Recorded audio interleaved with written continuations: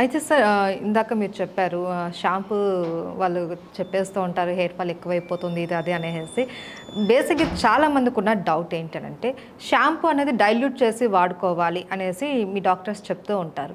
అయితే ఏ షాంపూ అయినా సరే డైల్యూట్ చేసుకొని వాడుకుంటే సరిపోతుందా? లేదంటే షాంపూ మనము కొనుక్కునే ముందు అందులో మనం పర్టిక్యులర్‌గా ఏది అబ్జర్వ్ చేసి తీసుకోవాలండి? చాలా మంచి క్వెషన్ అడిగారండి. ఇదేంటంటే షాంపూకి ఒక బ్రీఫ్ నేను ఒక సింపుల్ ఫ్లో చార్ట్ చెప్పేస్తాను. ఓకే.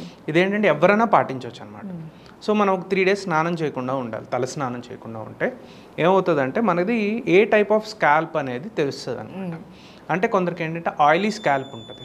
అంటే నార్మల్గానే బాగా జిడ్డుగా ఉండి జుట్టంతా అణిగిపోయినట్టుండి ఆయిలీనెస్ తెలిసిపోతూ ఉంటుంది.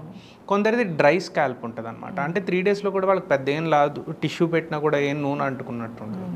థర్డ్ది కాంబినేషన్ స్కాల్ప్. ఇది ఒక పద్ధతి షాంపూ అనేది మనం సెలెక్ట్ చేసుకోవడానికి ఇదొక క్రైటీరియా. రెండో క్రైటీరియా చూసుకోవాల్సింది ఏంటంటే మన హెయిర్ థిక్నెస్ ఎలా ఉంది. నార్మల్గా ఇప్పుడు మన 5 ఫింగర్స్ ఉన్నాయి కదండి, ఇది బాగా సన్నగా ఉన్న ఫింగర్, ఇది థిక్గా ఉన్న ఫింగర్. ఇలా థిక్గా ఉన్న హెయిరా లేదా ఇలా సన్నగా ఉన్న హెయిర్ అనేది కూడా మనం మన బ్రెయిన్లో పెట్టుకోవాలన్నమాట.